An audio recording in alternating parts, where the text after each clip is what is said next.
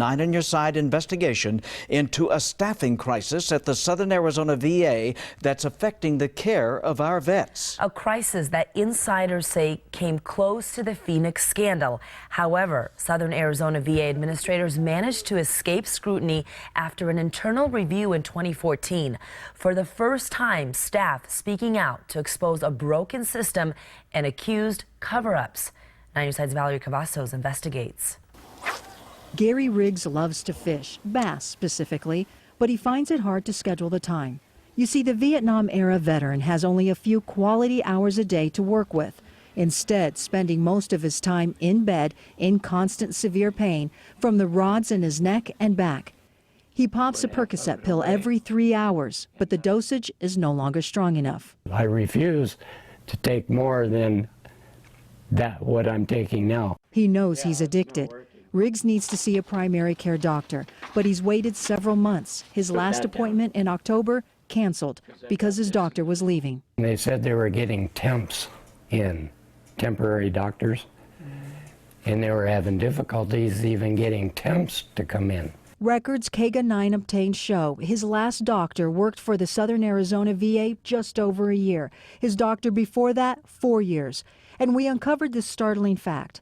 From 2009 to 2015, of the 244 doctors who left the VA, nearly 80% left within 5 years. Nearly 70% of those doctors left in 1 or 2 years. 38 didn't even make it past 6 months. In other words, the data reveals a high turnover rate of new doctors.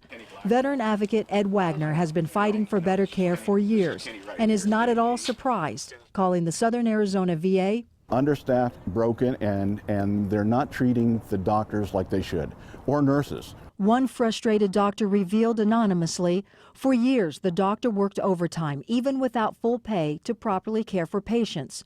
Often overloaded, the doctor says the VA canceled appointments a few days or weeks before patient visits. And when the doctor spoke up, the doctor was told to deal with it. Wagner has piles of emails sent to him by veterans, frustrated they're stuck in the scheduling system. An anonymous VA scheduler revealed to KGUN staff was told to manipulate the appointments because the VA is understaffed. I spoke to several veterans and it's the same story. Appointments canceled days or weeks before and then rescheduled months later or left in limbo. Why don't the veterans come forward? They say that they fear retaliation. They'll lose their care. And it's not just the veterans who fear retaliation. I am a whistleblower. I've been retaliated against. Lena Cruz is a medical supply technician, employed 20 years at the Southern Arizona VA, recently in infection control.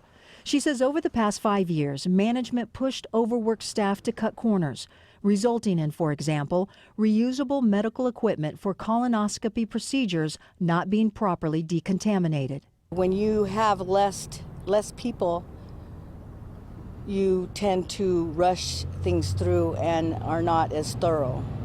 It's kind of like washing dishes fast.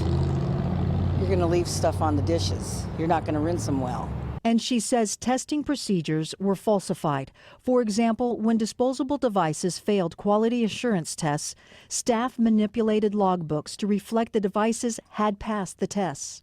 Certain rules and regulations, and they weren't being followed because they wanted the quantity of work put out. Cruz says when she spoke up, she was investigated and removed from her job.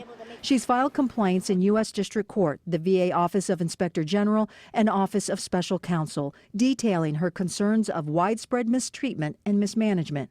Veteran advocate Ed Wagner has also complained to VA administrators, dating as far back as 2009. Do you think that they were just trying to sweep it under the rug here? Most definitely, most definitely. Everybody that we've ever talked to just says, well, we'll look into it. We'll look into it, but nothing's ever truly been done. Come on, we served our country. At least the Veterans Administration can take care of us. And I just don't see it happening. Meanwhile, the proud veteran longs for a time he can spend a day, a whole day, chasing bass out on the lake. Valerie Cavazos, KGUN 9 on Your Side. KGUN 9 was first to report VA Director Jonathan Gardner stepped down January 4th. We requested an interview last Thursday with the acting director, Jennifer Gutowski, who was the associate director under Gardner. We have yet to hear back.